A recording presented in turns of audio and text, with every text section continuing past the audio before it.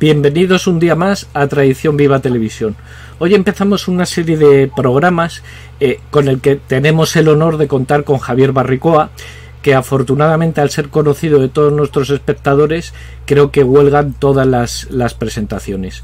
Bueno, estos programas que hemos dado en llamar La Modernidad Debate, en ellos trataremos temas, esos dogmas de la modernidad, que parece que son indiscutibles y que nosotros creemos que desde el tradicionalismo se pueden discutir y desde luego son dignos de reflexión. Bueno, sin más preámbulos, empecemos con el primer programa. Uno de los dogmas que se establece es la república como sinónimo de la democracia. Parece que cualquier régimen no republicano carece de democracia, y parece que la república siempre lleva asociado el concepto libertad y democracia. Hoy vamos a reflexionar sobre monarquía o república. ¿Cuál de las dos formas de gobierno podemos decir que compadece más con la democracia? Bueno, antes de dar la palabra a Javier, simplemente referir que ya un autor, Francesc Fuster de Cruanyes, ya avisó que la república solo era compatible con la aristocracia, mientras la democracia se acomodaba perfectamente con la monarquía. Pues Javier, empecemos estos pequeños diálogos. No sé, monarquía o república, ¿cuál crees que puede ser el régimen más democrático? Bueno, aquí hay una dialéctica que nos presenta la modernidad, que es como si la democracia y la monarquía fueran incompatibles entre sí mismas. Y igual que han asumido asociar monarquía pues a una especie de totalitarismo, por lo tanto, o dictadura, ¿no? Y entonces la dialéctica se acaba reduciendo todavía más a democracia o dictadura, ¿no? Toda esta simplificación dialéctica, pues evidentemente escapa a todo el pensamiento tradicional que concibe sus formas de gobierno, que son tan legítimas como la aristocracia, la monarquía, la democracia, y sus formas de perversión o corrupción, que entonces sí que sería la tiranía, sería la demagogia para la democracia, y sería pues para la aristocracia pues la corrupción, sería la oligarquía.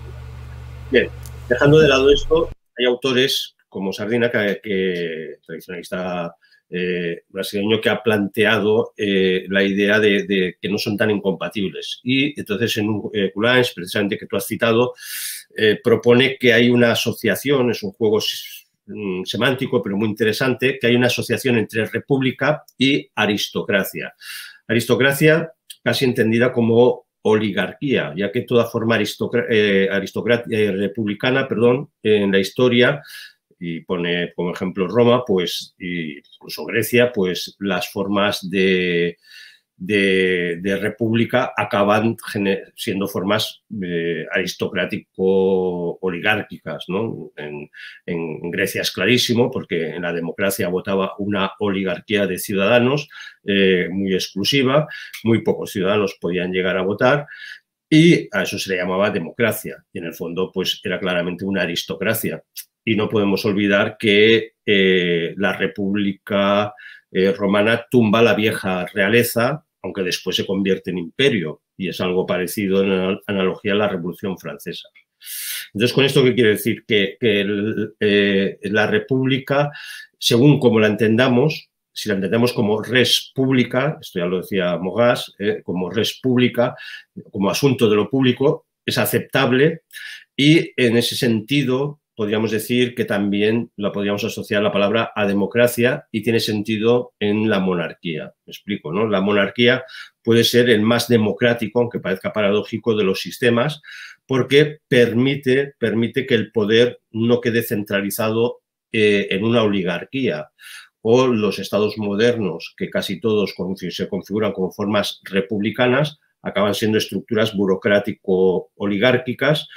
Y a partir de ahí, pues claro, tenemos todo un juego simbólico para ver y entender por qué, por ejemplo, en el carlismo, pues la defensa de la monarquía y los fueros, esto es la descentralización y la recuperación o, digamos, la reivindicación de las libertades concretas, sobre todo en los órganos municipales, en los órganos sociales políticos sociales más bajos de la administración, pues ahí se podía vivir auténticamente la democracia sin que fuera incompatible con la autoridad, ¿no? Esa expresión de que el rey reina y gobierna, pero no administra. El pueblo ya es capaz de administrarse. Las municipalidades, las organizaciones forales ya eran formas autárquicas de administración. ¿Que necesitan de una autoridad? Sí, pero esa autoridad es la que precisamente respeta la descentralización en el sentido más genuino de la palabra, que no tiene nada que ver con las autonomías actuales, ¿no? Claro, una de las cosas que quería plantear, porque tú ya has tocado varios temas, es precisamente la modernidad. Bueno, todos sabemos que la modernidad se caracteriza por esa manipulación del lenguaje. Monarquía, república. Monarquía, bueno, a los que nos están escuchando ahora y a lo mejor no han estudiado el tema, asociarían a lo que está sucediendo en España, que en realidad no es una monarquía, sino el monarca es una forma de jefatura del Estado sin más, que podría ser extrapolable en cualquier república. Y por otro lado, has citado tú, bueno, la expresión clásica de res publica, es decir, la república hay que distinguirla como doctrina política o como una noción histórica de ejercicio del poder. Bueno, del ejercicio del poder, y en ese sentido res publica, la monarquía puede ser res pública. Por ejemplo, no hace falta más que leer a Cervantes, cuando habla de república se está refiriendo a monarquía. Y sin embargo, nos han trastocado el concepto de monarquía, y en todo caso parece que muchos solo conciben la monarquía como ese elemento decorativo que es esa jefatura del Estado coronada.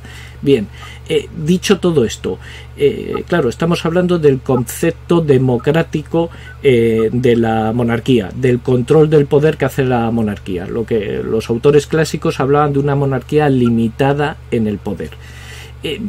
Yo no sé si ves correcta la reflexión.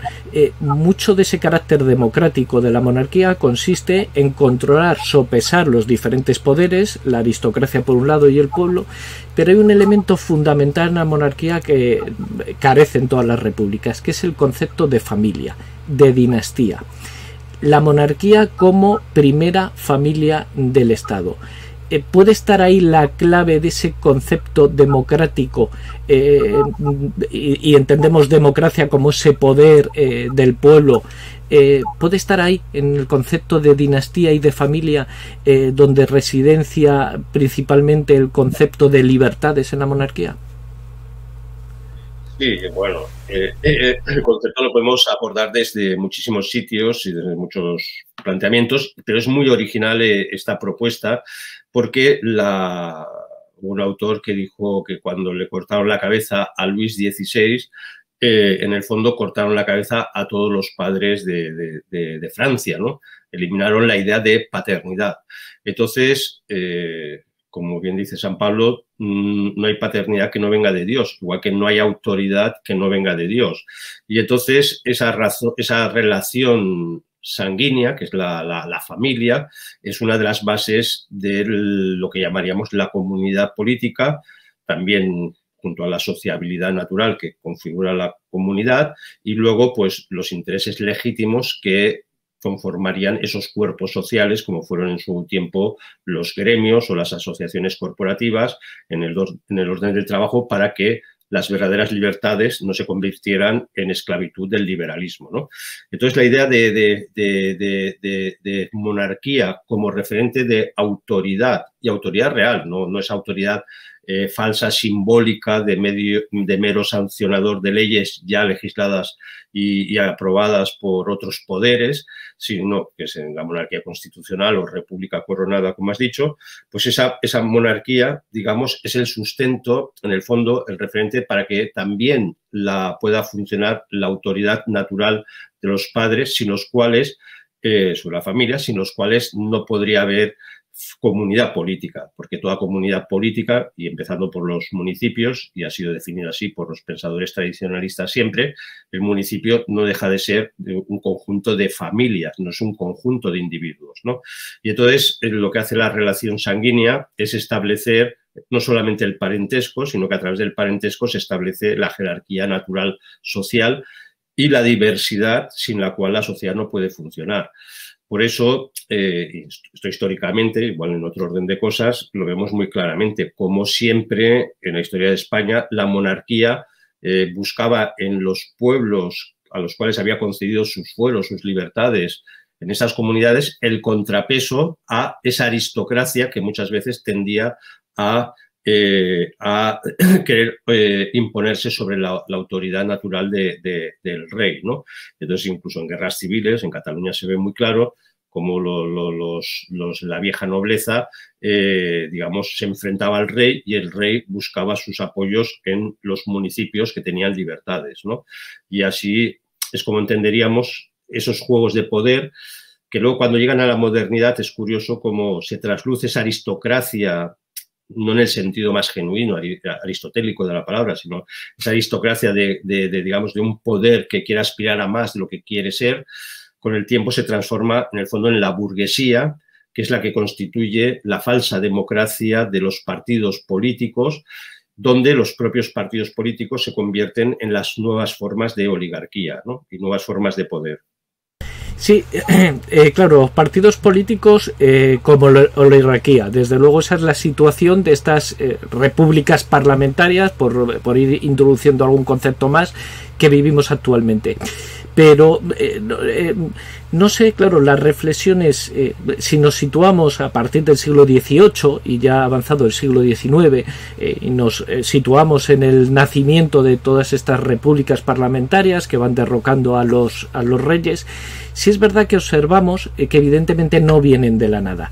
La monarquía en la Edad Media la hemos concebido como ese fruto de libertades que lo que hace es controlar a las élites, las convierte en nobleza, el rey lo convierte en nobleza, se rodea de ellos como asesores y defiende al pueblo, que está estructurado en el sistema de corporaciones, municipios y las corporaciones gremiales. Es decir, el rey sirve de contrapeso, de árbitro entre todos los intereses.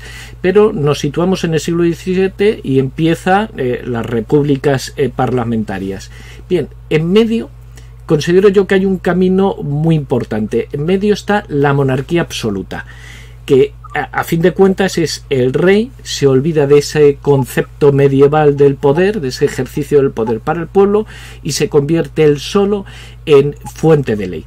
Sin más, sin ya preguntar a las corporaciones, sin preguntar a los gremios, sin preguntar ni siquiera a los nobles, se convierte en rey absoluto. Y mi planteamiento, mi pregunta, o te lanzo una reflexión: cuando surge el parlamentarismo no es simplemente sustituir al rey absoluto, que ahí estamos todos de acuerdo que esa no es la monarquía perfecta y además estamos de acuerdo todos en la crítica del sistema de la monarquía absoluta, pero lo que hacen estas repúblicas parlamentarias es simplemente hacer desaparecer al rey, transformarlo en un presidente, en el mejor de los casos, elegido por el pueblo, pero en realidad estas democracias actuales, su fuente está en una monarquía absoluta, que es la corrupción de la monarquía medieval. No sé si ese tránsito lo podemos entender así. Sí, sí. No solamente lo podemos, sino que lo debemos entender así. Es la única forma de entenderlo realmente. Y esto lo vieron desde autores anarquistas como Max Stirner en su famosa obra El único y su propiedad, que es un referente del anarquismo mundial, donde dice, ¿cuándo aparece el poder absoluto? Dice, el poder absoluto ya no estaba ni siquiera en los reyes absolutos, sino que está en los parlamentos que surgen a partir de la Revolución Francesa, donde el sujeto del poder absoluto deja de ser el rey para acabar siendo los parlamentos, ¿no? Esto dice Max Stirner en el siglo XIX, pero en el siglo XX lo han dicho pensadores o pensadoras de alto calibre como Hannah Arendt, donde dice, no podríamos entender la modernidad sin el traspaso de esa idea de monarquía absoluta a la fuente absoluta del poder, la soberanía absoluta de los parlamentos. Y es evidentísimo, esto también lo ve Figgins, lo ven muchos autores, como la propia idea de monarquía absoluta, sobre todo se ve muy bien en los teóricos o teólogos ingleses que teorizan la monarquía de Enrique VIII, que se ha enfrentado al Papa, ahí es donde aparece, curiosamente, la doctrina del poder divino de los reyes. Y entonces ahí es el origen de la teoría o la posibilidad de teorizar la monarquía absoluta. Pero, ojo, la teoría del poder divino de los reyes no es una teoría medieval, nunca fue una teoría medieval, es una teoría moderna para justificar por qué Enrique VIII o un rey inglés puede, digamos, estar por encima del Papa y nombrarse a sí mismo cabeza de la Iglesia. Y la única forma es investir su propio poder natural de una sobrenaturalidad, digamos, divina, una sacralización del poder político que tiene estos orígenes en el mundo protestante. Luego en Lutero y su relación con los príncipes alemanes se verá mucho más claro, cómo la sacralización del poder es la que acaba llevando y la acaba recogiendo monarquías católicas como la francesa, se acaba empapando de esas teologías y genera ese engendro que es la monarquía absoluta, el despotismo ilustrado, que ya prepara la estructura, de hecho, de la Revolución Francesa. Entonces, por eso muchos autores también han dicho la evolución lógica de la monarquía absoluta francesa es la propia revolución y el Estado que surge de la revolución. Es el efecto lógico de haber centralizado y sacralizado un poder secular. Claro, has hablado de teología, has hablado de Lutero. Y aquí quería traer yo a colación, claro, el origen, la perversión de la monarquía católica, de esa monarquía de libertades, de esa monarquía democrática que defiende al pueblo y que arbitra y sirve de contrapeso al poder de la nobleza. Creo que es fundamental, bueno, cómo acabaron las guerras contra Lutero, ese adagio, ese lema de cuius regius ius religio, es decir, en las partidas, en la doctrina clásica castellana, no estaban hechos los pueblos para los reyes, sino los reyes para los pueblos. Es decir, el pueblo es el que imbuía de principios a la monarquía, que tenía que ejercer sus poderes de acuerdo a la recta doctrina católica y a las necesidades del pueblo. Pero claro, el protestantismo precisamente lo que hace es establecer ya la corrupción de la monarquía con la monarquía absoluta. El rey marca su religión y la suya es la que marca al pueblo.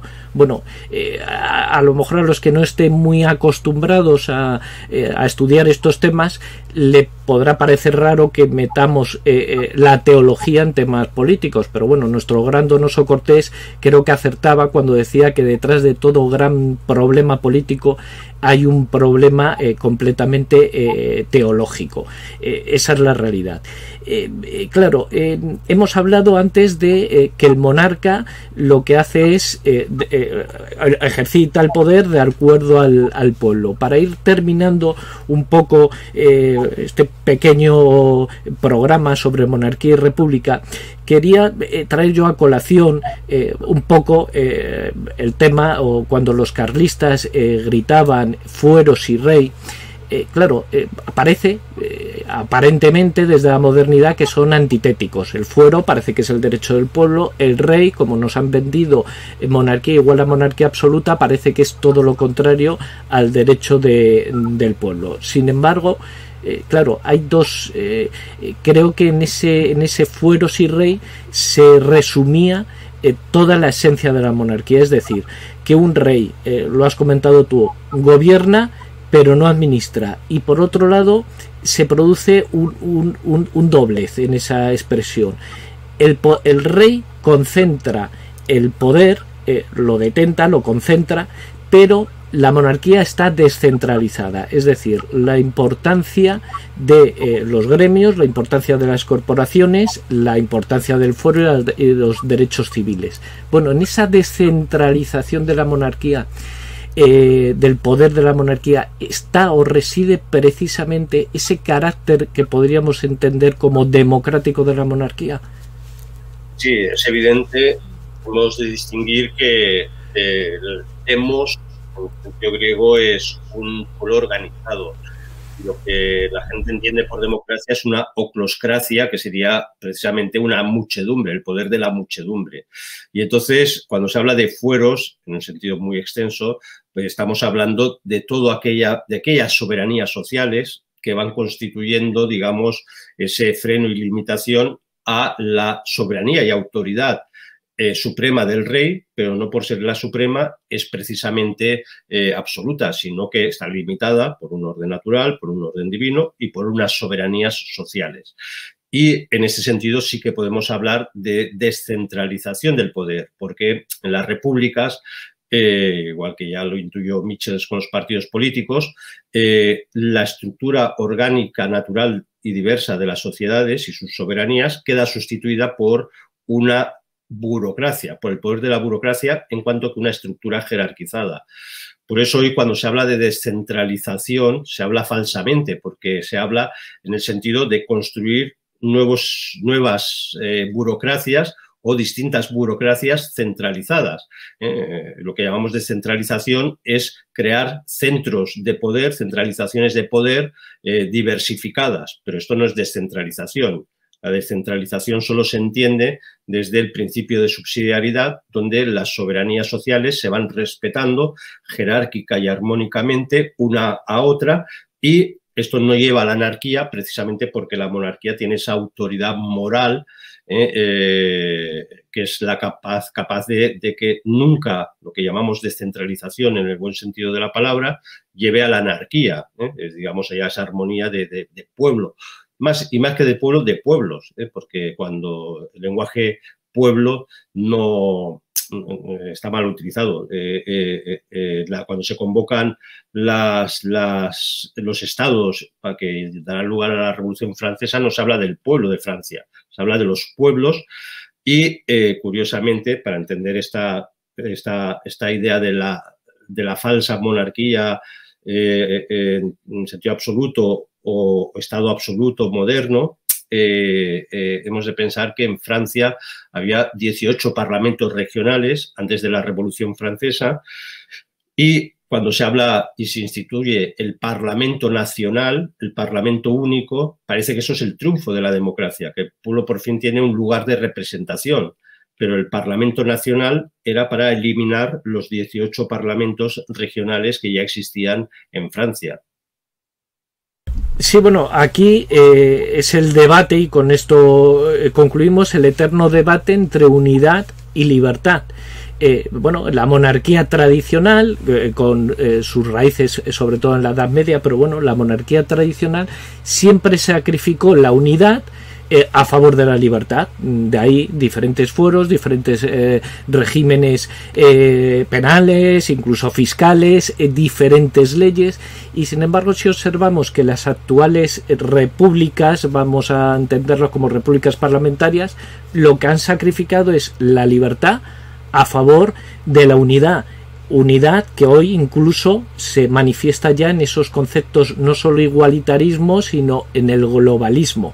Es decir, el globalismo es el sacrificio absoluto por la libertad.